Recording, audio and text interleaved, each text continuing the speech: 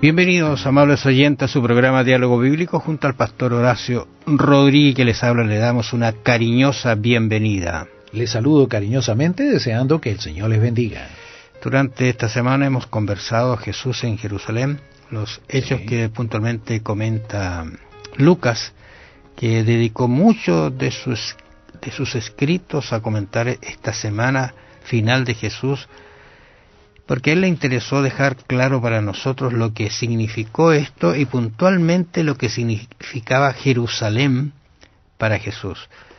Era la ciudad amada, la ciudad del rey David, es el que la conquistó. O sea, hay una historia más. También por Sión. Por Sión también. Es una ciudad que cuando uno mira, yo lamentablemente no he tenido el privilegio de ir, pero los comentadores quienes han ido dicen que era maravilloso en esa época de Jesús mirar especialmente en las tardes cuando se estaba poniendo el sol, cómo esa ciudad reflejaba el sol, cómo se veía maravillosa, imponente, especialmente el templo, ¿no es cierto? Todas esas cosas. Incluso tú recuerdas que en algún momento los discípulos dijeron: Señor, ¿y qué va a pasar con esto? Está tan maravilloso, y él va a decir: mira, aquí no va a quedar piedra sobre piedra. Y fue, yo creo, desastroso para ellos recibir eso, pero era lo que iba a suceder, no porque él lo quería, sino porque ellos abiertamente y reiteradamente rechazaron al Mesías. Pongámonos en el lugar de ellos. Era totalmente ilógico pensar en lo que Jesús había dicho. Porque ellos decían: pero ¿cómo Dios va a permitir que destruyan su casa? Es imposible. No lo podían aceptar, no lo podían creer. Eso era algo ilógico lo que el Señor estaba diciendo. Pero con el tiempo se dieron cuenta de que lo que el Señor había dicho era cierto. Desgraciadamente, muchos de los que a lo mejor no creyeron, no vivieron para ver la realidad. Porque recordemos que después de cuando fue el sitio de Jerusalén, en el año 70, cuando todo fue destruido, más de 1 millón de judíos murieron ahí.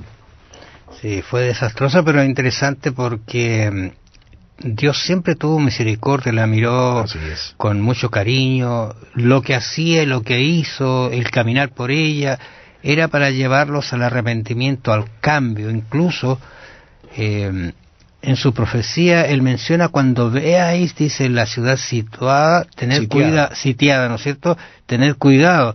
Incluso menciona el hecho de que esa ciudad se iba a abrir de puertas en algún momento para que ellos salieran.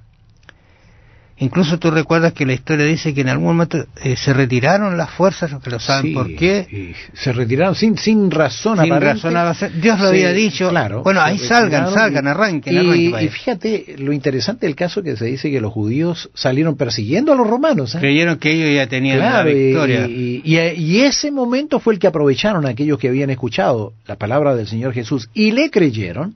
Ellos aprovecharon y salieron y salvaron sus vidas. Porque todo aquel que se quedó en Jerusalén, bueno, luego que vino Tito al frente del ejército romano, sitiaron la ciudad y ahí finalmente ellos tomaron la ciudad y murieron cualquier cantidad de gente, y el templo fue totalmente quemado, destruido. Qué terrible, porque yo creo que cada uno de nosotros como ser humano también tiene su Jerusalén. Dios llega al corazón de esa Jerusalén, de nuestro corazón, nos acerca, nos llama, nos convida a aceptarnos, convida a ir en el camino de Él, y el constante rechazo hace que nuestro corazón se endurezca, y podemos ser también la Jerusalén en el sentido personal, que rechacemos, y lo que el Señor hizo sirva absolutamente para nada en la vida, como no sirvió para aquellos dirigentes, aquellos que rechazaron constantemente a Jesús. No sirvió para nada su sacrificio, sino que en un día tendrá que dar cuenta de lo que hicieron. Va a ser terrible, porque Jesús les prometió que cuando Él regrese, ellos le verían venir en gloria y majestad, ¿no es cierto? Yo creo que va a ser terrible ese instante, pero tarde. Es hoy el momento en que cada uno tome conciencia de su vida, mire hacia adentro y le diga: Señor, mira, yo quiero abrir mi corazón, quiero abrir mi vida para que tú mores, que ese Espíritu Santo que prometiste esté viviendo en nosotros, y que esta Jerusalén, que es mi cuerpo, mi vida, sea presentada para que tú la atiendas, la dirijas y la hagas ser un hijo tuyo en cualquier circunstancia que nos toque vivir. Así que tenemos que hacer una aplicación real a lo que Jesús hace cuando entra en Jerusalén, porque como historia es un relato muy lindo, muy precioso, pero como lo aplicamos a nuestra vida, algunas indicaciones estamos dando, y usted quizás se acerque a estudiar más de esto, revise los instantes últimos de la vida de Jesús, y eso todo lo que sucedió fue justamente porque lo ama a usted.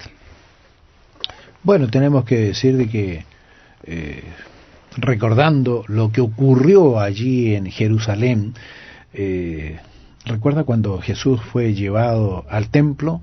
A los 12 años se le llevaba al templo, había una ceremonia especial donde los niños pasaban a tener ya otra etapa de su vida, como mayoría de edad, la responsabilidad ante su vida espiritual.